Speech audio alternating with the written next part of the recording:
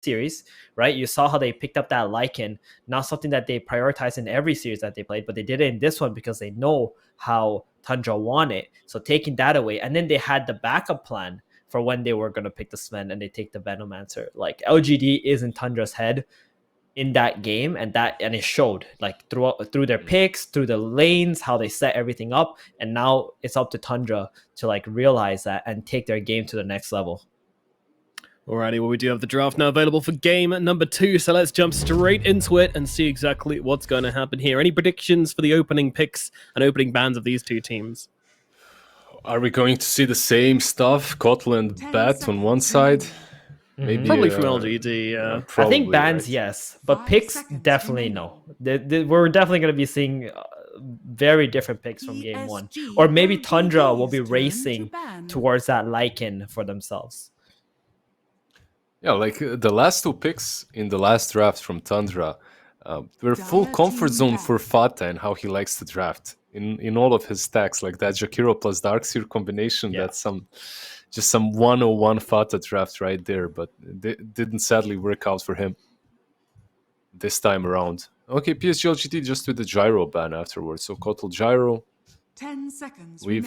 Was he banned in the first stage in the last game? I'm not sure he was, but it's something that Tundra plays quite a bit. They played it as a core, as position 5, so you want to get rid of it. Meanwhile, the IO ban is interesting. And there you go. No more monkey. Oh, no more monkey. Deny them that flexibility pickup, but of course opening up for the Batrider for LGD, which they will waste no time in grabbing. So Night Stalker is open once again. Shadow Demon as well. You have Shadow Demon, Night Stalker, yeah. I think Lycan, they're not going to be tempted to pick Lycan when they see the bat like this. LGD, this is just them, again, stealing Tundra's hero. Dire team pick. Yeah, I mean, everyone's been enjoying the bat, so they'll grab a Batten, and they'll grab Venge, alright? 2 answers to the bat. Fair enough. 2 answers to the bat, out of which one is exactly just the answer to the bat. Another is a really strong hero that's currently played quite a bit. So Vengeful, if it wasn't picked up, it probably would have gotten banned anyway. So and there are 2 very good elements to a 5-man death ball kind of lineup that Tundra is brewing up right now with this Venge and a Batten pickup. You got Aura, you got Photic Shield, you also have the Curse of Avernus for towers after you win engagements, and LGD, they need to try and keep up with that, so they go with the Beastmaster pick here, having their own tower damage and own way to also split push and keep up with Tundra. And when you group up around a hero such as Beastmaster, you really don't care about Abaddon that much. The shield versus Roar is amazing, it's great, but the laning stage itself was never truly a problem for Beast. So that's nice. I'm just wondering why they're banning Troll, 2nd game in a row now versus Tundra. Probably something they saw from them playing, perhaps in scrims, or in the last tournament, because this hero was not picked up so far in DOTA Pit, was it? I don't think so. Maybe one game, we had right? Day 1, yeah. Like, I think the first series on the first day. So I'll forgive you for not remembering immediately, Lizard. You'll be forgiven. Yeah, actually, first game of DOTA Pit, we had a troll picked up by Team Undying. Yeah, meanwhile, the PL band from Tundra, it's something... You're literally just protecting the Vengeful Spirit. You might be thinking about the Clinks pickup, but mostly it's just protecting the Venge. It's one of those cores that really, truly does not care about her at all in the laning stage and afterwards. No. Lizard, very important question about Beastmaster. How important? Extremely important. Maximum importance. Are you more buffed than Beastmaster? Does this guy skip leg day? Hell no. Really? No, of course not. Look at those legs. What do you mean? They're quite small. Dire team ban. I mean, they're proportionate to his upper body. Come on, those quads are. You can see the separation of the muscles on the right leg. The light doesn't flatter it. It's not flattering. Yeah, it's not flattering. Gotcha. Thanks for answering that one. No problem, anytime. Remaining. PSG.LGD's turn to ban. How did I know that's exactly what you're gonna ask? It's Spent too Nomad. much time together, whenever Thieving. Nomad goes, oh, I have a question, like, it's never Dota related. That's just his thing. Dire team You ban. can tell. But we, on the other hand, we're professionals. We'll talk about Dota here. Very normal bans, kind of, right? Coming out here. Luna, Troll, some strong carries, and actually really good at that 5-man Dota, right? seconds DOTA remaining. as well, same thing. That's why LGD are banned that out, because they don't want to 5 play into seconds like remaining. a carry death ball in this situation with the Venge and Yabaden. Like all these carries get super boosted. So what's actually left that can fit that kind of playstyle? Terrorblade maybe? Yep, pretty much. He's still solid. I actually wouldn't have minded that Luna for PSG.LGD. Like having that they Beast can't- and Luna at the same. But they can't pick it first though, right? Yeah, that's so true. they need to respect it. That's As true. That's Luna true. plus Abaddon would have been disgusting of a lane. Sven banned out by Tundra themselves, actually. I was kind of expecting them to pick it, as they do have the first pick in the second phase. Do you What think I do like, though, Lycan is... might be coming out then if the Sven gets banned out like that? Yeah. Yes. PSG.LGD. Very possible, but... Let's just go with the Clinks. Yeah, Clinks. this was our first suggestion, right? We have this Vengeful Spirit. We've seen Clinks picked up versus Batrider a couple of times already, too. He doesn't have to lane against him. But with the Vengeful Spirit, that's the point, right? Like you have these two heroes that synergize really well. You have the save for the Clinks. You also have Abaddon to bail him out of problems. They have that high win rate together too, right? You got that base damage from the Death Pact, and then that gets 6 boosted. out of 7 Venge's games aura. on the patch is the current stat for Venge Clinks. Very, very strong. PSG.LGD. 6 wins, 1 loss Hell's with a this Titan. combo. So that could be a 4 or a 5. Who was it that was playing the Stapler Elder Titan? It was T1, right? Where they had the sniper and the ET with the Mask of Madness. Zephyr's just like, all right, I'm going to carry this game. Aghanim's Mask feels good, man. I would have rather picked some Prophet Spectre, for PSG.LGD versus this Clink, something that worked Spirit already. Breaker. Yeah, but they go completely in a different direction with the Snap. And Elder Titan, they just show their hand when it comes to the two supports. Most likely the two supports. So you think. I'm actually very surprised by these 2 picks of LGD. I didn't think this is the direction that they were going to go towards. It does provide a lot of team fight, but I'm not so sure about the synergy. Like, your lockdowns right now are not guaranteed because of the Abaddon and the Venge swap. And both these heroes need some kind of a good setup, right? Yeah, maybe you can fix that with something like a Void last pick to set things up, even though you're playing versus Vengeful. That could be a problem. What is this? Oracle? Oracle and Abaddon supports on one side. Yeah. Yeah. I mean, can it be a core Abaddon? It could be a core Abaddon. I guess Oracle is just another save. Now you have Abaddon and Oracle versus Batrider and Beast. Good luck roaring and lassoing anything. It's just not happening. Jeez. They're really like doubling, tripling down on removing these disables and then... Yeah, but you can't play Dota. Yeah, I mean, you're lacking the catch now. That's what you're lacking with this kind of draft. That's the problem. You can save yourself when they go on you, but besides that, you're kind of just chilling and waiting for things to happen, waiting for them to exactly do that, go on you, which is never a good place to be in the game. They banned the Spectre. I feel I'm not sure now with the Oracle and Vengeful being there, but Spectre and Void would be my calls for the carries. Rame. There's a lot of carries banned out already. 10 seconds We got remaining. 7 carries banned out. Clinks got picked 5 up. seconds remaining. We've got Void, Terrorblade, left remaining that we see quite often picked up. I actually wouldn't mind a Naga Siren Dire for team ban. LGD here. I think that's a good way. Like you can sleep, get on top of Oracle. They have no ways of killing illusions right now. But I don't think they're going that route as they banned out Tide and Brewmaster. Leshrac is still in the pool.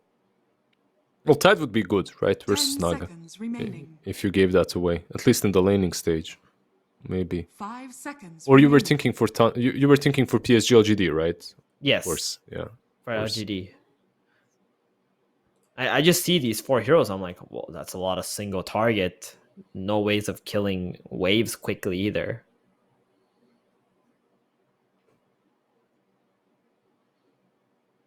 Brewmaster needs banned some- out by some PSG. wave clear. They just So- need an offlane on Tundra. Well, actually not. Why did they Yeah. ban Brew if you already have Vengeful and... I suppose you're thinking Venge is offlane, right? I mean, Or I no, mean, they- again, like yeah. it's Tundra, these- guys. Come on now. You know? yeah, They- these Yeah, guys are so that's used true. to playing against each other. Like Yeah. they're just gonna ban the heroes that look good and probably just ignore lanes and roles and assumptions. Yeah. Like, so they're thinking which- like Tundra needs a team fight anchor, right? They're not thinking like, oh, they need a 4 or 3 or 2 or whatever. They just know Yeah. that like this is exactly what they need to enable this lineup to work. yeah, it's how you should be drafting these days. I'm pretty sure PSG.LGD's all the top turn teams seem to be pick. Dire team committing to that strategy. The final picker from LGD, it's going to be the Morphling. It's not a lot of stuns, only a Venge missile, so 9. His hero is going to be extremely important here to be able to deal with the Morphling. Unless they pick an offlaner and 9 takes one of these other heroes to mid. Like a 10 Batten. He might play a seconds Batten mid remaining. against a Bat Rider. Yeah, that was actually done in the past 5 as well. seconds Not a bad remaining. lane at all. If you have Abaddon mid, clink safely, and you can last pick something versus Morph, sounds pretty solid. Solid of a plan. Lion. I think they could do good with like a Lion this game. Just have Lion bench offlane. That sounds alright. So you have some catch in your team.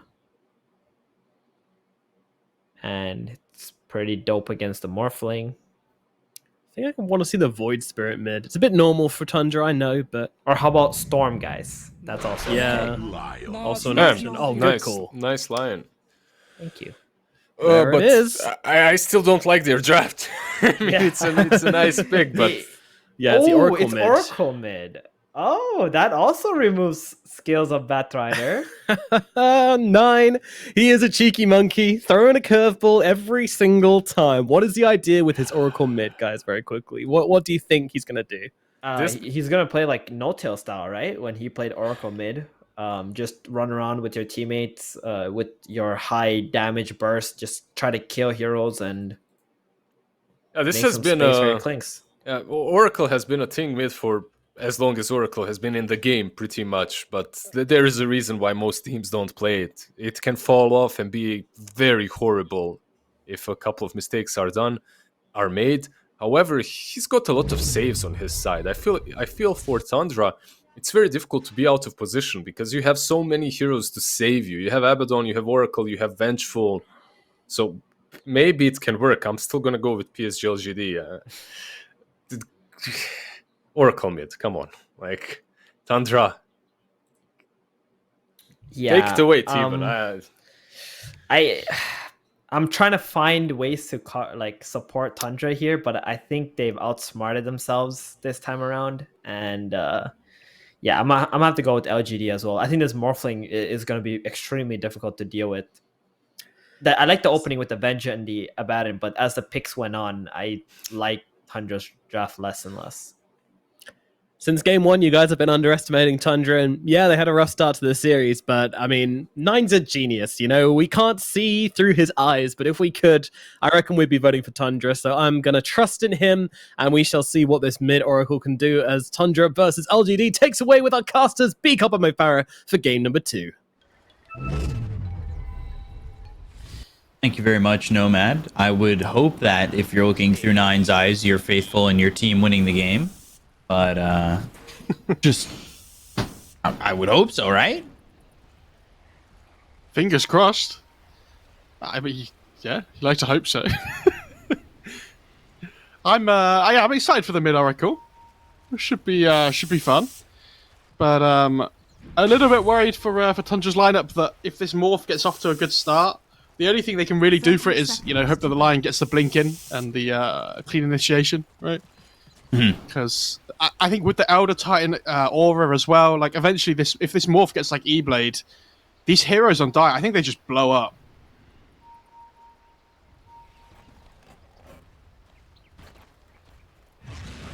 Also worried about this Tundra lineup. I'm worried about this Oracle, but I would love to be proven wrong that this Oracle is going to go off. The battle begins. I have not seen it go off before, so I need to be proved that it can go off. Right. So that I know it can be good. We'll see how this goes down. I was thinking that with the Oracle going mid, they might have changed Zhao 8, changed his spot with potentially even Shinkyu. I thought about it for a second. I mean, I don't the problem hate is him though, on right, this Snapfire. Even if you put the back right at top, he's still laning against an Abaddon. Like, it's not even like the lane gets that much better anyway. I guess he becomes the 4 in that position, though. He wouldn't take over for Faith Beyond in terms of farm prio, right? I guess, yeah, it's still a tough lane. It's always going to be difficult. The thing I like about this Oracle mid, though, as well, is that you can secure range creep CS and CS in general really well with the Purifying Flames, right? You can use it to deny, like, where if the creep's about to get low, you send the Purifying Flames out and then attack it straight away, and the creep just dies instantly.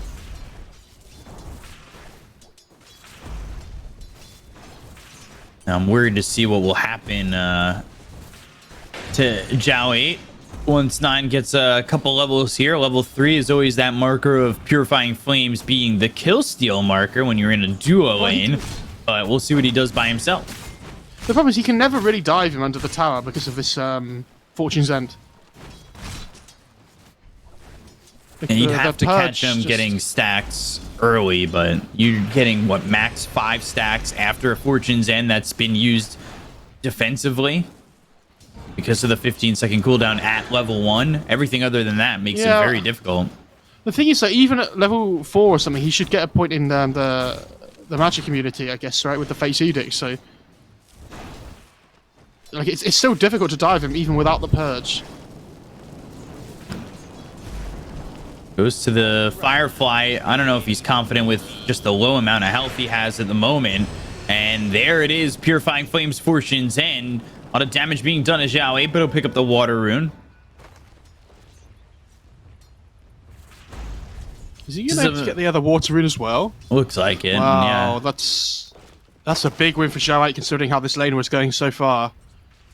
It's certainly a big win to keep him healthy in this lane. 9 getting his bottle just delivered, so he didn't need the runes, but taking them away from Zhao 8 would have been the better feeling, right?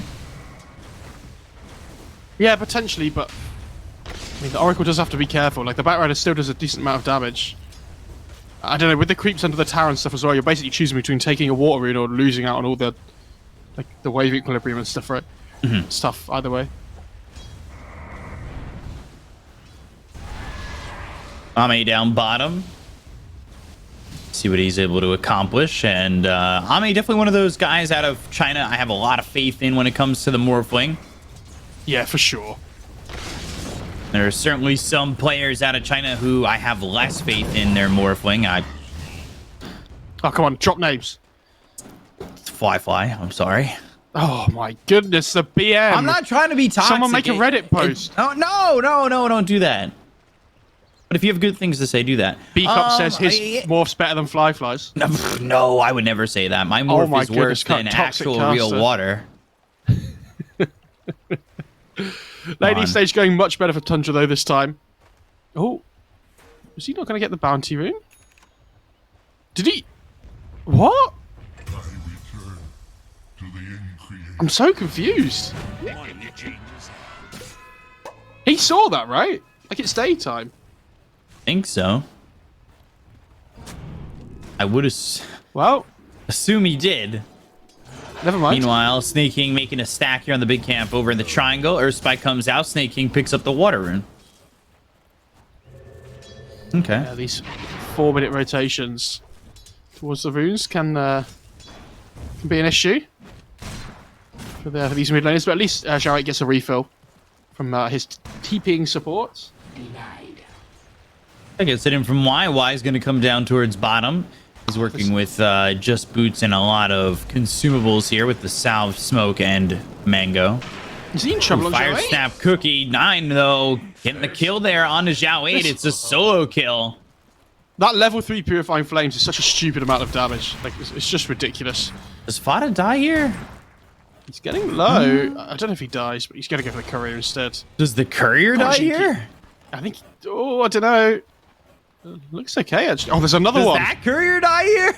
Does anything die? Oh my god. I don't think so. He might have to TP here on Jinkyu. The Aphotic Shield will eventually pop, but you do have Fairy Fire. You have the mana to reapply the Aphotic Shield, and yeah, he's going to TP all the way back to base. Odd turn of events. Look at the net worth of this Oracle as well with the first blood. He's having a really good time.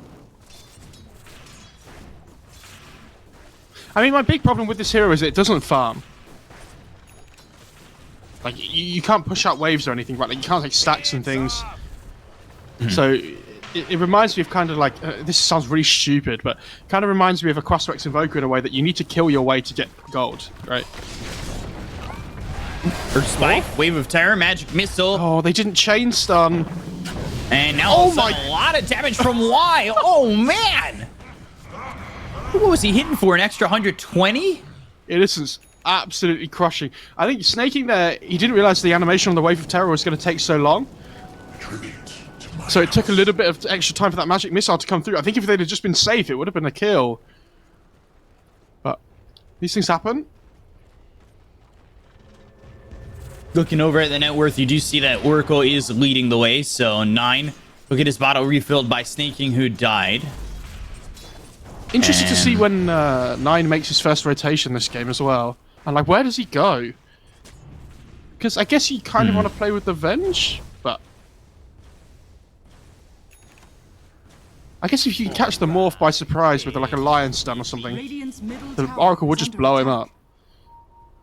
Again, that's the if, though, if you can get over there. And Fada coming onto the high ground. Zhao 8's here, ready to go and get the kill out onto this Abaddon. Thinking about throwing the Earth Spike. Finally goes down onto Shinkyu.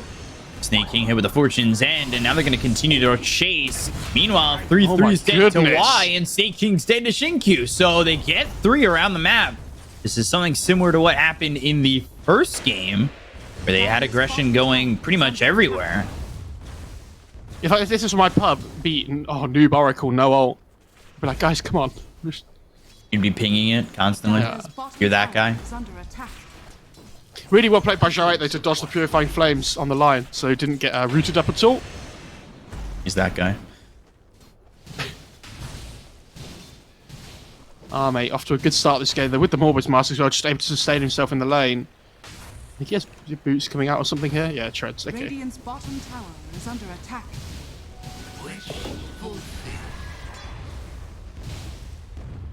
So, about 8 minutes into the game, Broom Handle now picked up for the Beastmaster. Beastmaster, we've been seeing some of this Beastmaster, but it certainly doesn't feel like when we were seeing Beastmaster pretty much every game. No, it's not the Axis Beastmaster. Jesus Christ, Beak Up. Never remind me of that ever again. That was one of the most stupid things I've ever seen. Like, it's definitely up there with some of the really awful things we've had in Dota in the past. Oh, Farter. He's dead. Getting killed here to Faith Beyond, speaking of the Beastmaster. The second time Farter's tried to run up to the high ground has been punished really well by LGD. Oh, that blast just takes away the creep. Faith Beyond. Using that shockwave to take a couple of creeps away from Zhao 8. Zhao 8's getting his belt off already. He's ready. Magic Missile. Just to stay defensive, but they do have Zhao 8 down here, and they're going to try and go in on a Snake King. They've got the Flame Break. I don't even think they're going to need this lasso, quite honestly. They've got the damage. They'll get the kill. They'll burn him out with the Firefly. And 3-3 needs to TP out of the lane, which leaves it open for Morphling. Meanwhile, Fada, he's still level 3. He's getting chased here. Fada's shield not doing anything for him. He ends up dead. 3-3 TP'd up towards top, and they'll use that Burning Barrage to get the kill out onto the SAPPHIRE. Nothing to say. This is... This is a problem for 3-3 because I don't know where he's going to be able to farm effectively. And obviously on that offlane Venge, what you really want is that first big item to be the axe. Yeah, for sure.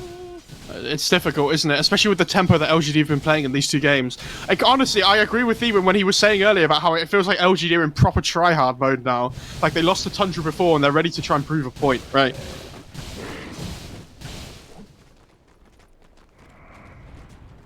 Stacking some camps. Yeah. Stacking and getting it. There it is. Yeah, Avengers definitely isn't farming that stack, though. They've blocked the Ancient camp as well, though.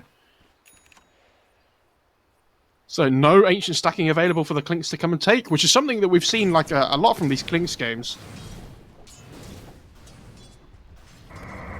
Yeah, get that Maelstrom, have a couple of stacks to work with, get that Burning Barrage out, and try to make the best of it. We should also mention as well, real quickly. Something the panel was talking about earlier. Obviously, they have these two single target cores in like the Beastmaster and the Oracle, the Beastmaster and the Batrider against like these like Venge and Oracle and Abaddon. It's going to be hard games for them. But Beastmaster doesn't need to just play around the Raw anymore, right? With this like Helm of Dawn build. He is absolutely terrifying, just running down lanes and things. And he's almost got the Vlads like already as well.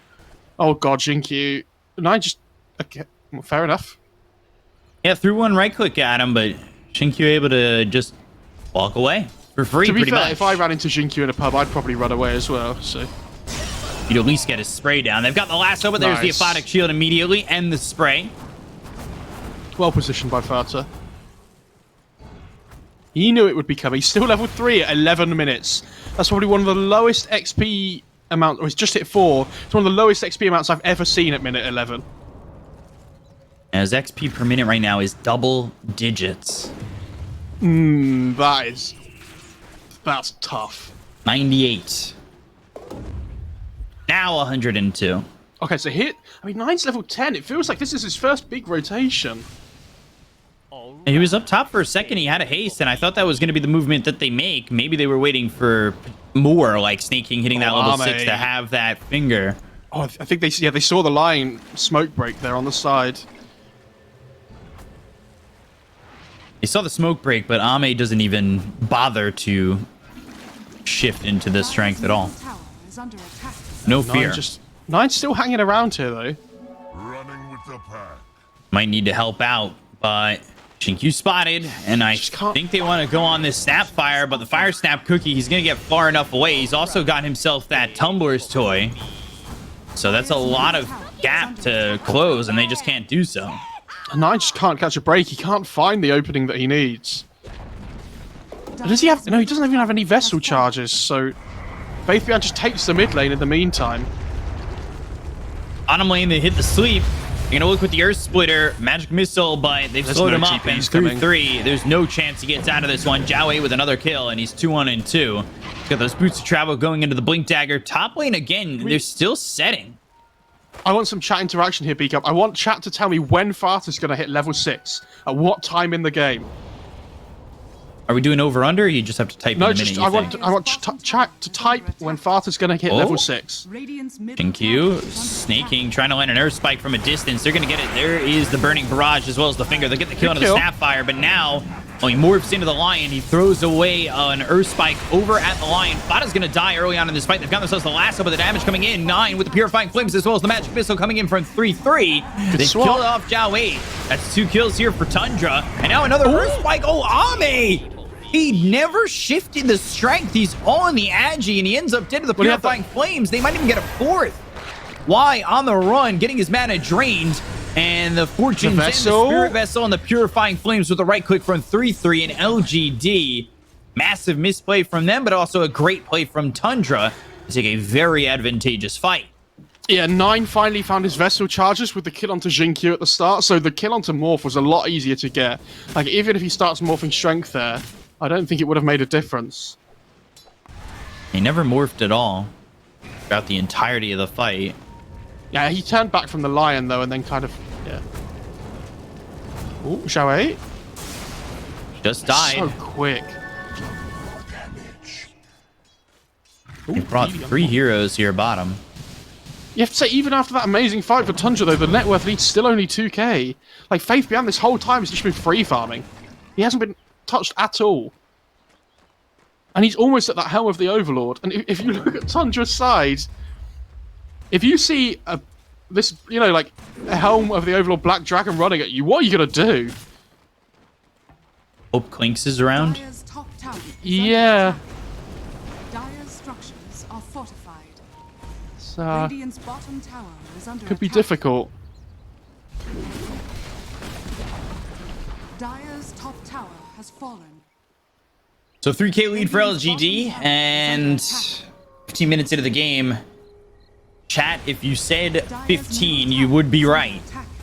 Ada is level 6, can confirm.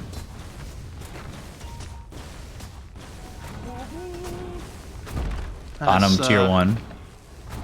Radiant's That's tough. bottom tower is under attack. He just get level 6 so easy, right? So, like, he's away now. It's easy. More Time to survivable win. in this too. So you've got Y who's level 8. So he's 2 levels ahead of Fada. Shinkyu's only level 8. And compare that to, say, the Lion who's ahead of him. So the experience starting to go the way of Tundra a little bit. And they're going to go for Roshan. Pick up the Aegis on Ame. Now they've got the swap. Oh, waveform in. Fire Snap Cookie. They've hexed up Ame. They get the kill on the 3-3. They'll take out 9. this bench. And now the Earth Splitter with the lasso on a 9. Shinkyu's got himself 2. And I think they want more. And look at the net worth of the supports on LGD as well. Jeez. They're both so rich. I feel like this happens every game. I don't know how they find so much farm. Yeah, Aegis on the morphling, though, as the observer points out. Skia thought he was in trouble there. Yeah, I think he thought he was under a sentry. Ooh, Burning Barrage is stun not going to land on a misses. Faith Beyond. Now they've got the sweep on it Oh, too. this is a problem. They don't have the borrowed time. The Fire Snap Cookie hits both. Shinkyu with another one, and they'll get the kill on Afada with Y getting credit for that. And that's 4 heroes who die throughout this long-winded engagement that had a break in between. And they can start to head over towards this bot lane now to take the bot tier 1 with the morph. Dire's bottom tower is under attack. He's almost at that Manta style. Dire's He's getting there. structures are fortified. This Granite Golem given the extra HP. They're all so tanky.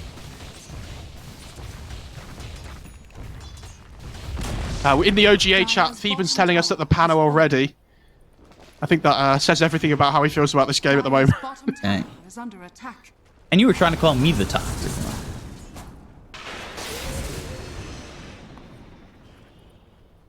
That's not toxic. Now you're playing favorites. Venge. 100 gold away from this Ags. We'll see if it makes a big difference. It almost always feels like Venge games are never from ahead. No, I mean, we had one earlier, didn't we? I can't remember which one it was, but I think it was T1. Where they were playing from pretty far ahead in game 1, I think that was. Bottom. But, Will have his borrowed time popped. He'll have to give that back eventually. It's only borrowed. pig pole. Oh, pigs love getting fed cookies. Yeah, they do.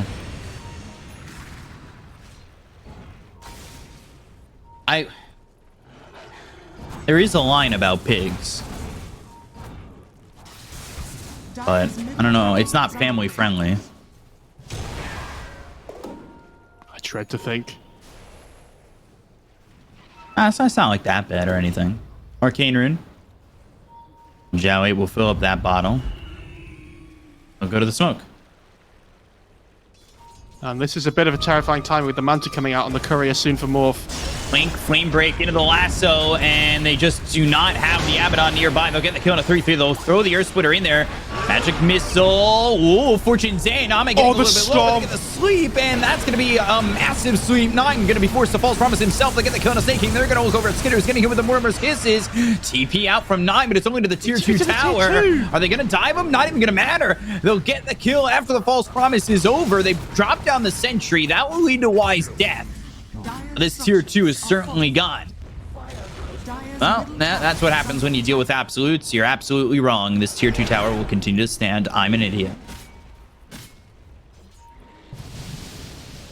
Yeah, that was such a sick stomp from the Elder Titan, though. In the backlines. I feel like there's been quite a few of those this game, though, from Innocence. He's been really on point. And Snaking's desperately trying to catch up to this Batrider to find a kill, but he's so fast. He doesn't even realise, I don't think, but... Alright, a tier 2 does drop. I guess I wasn't wrong. Technically. Oh, you were so correct.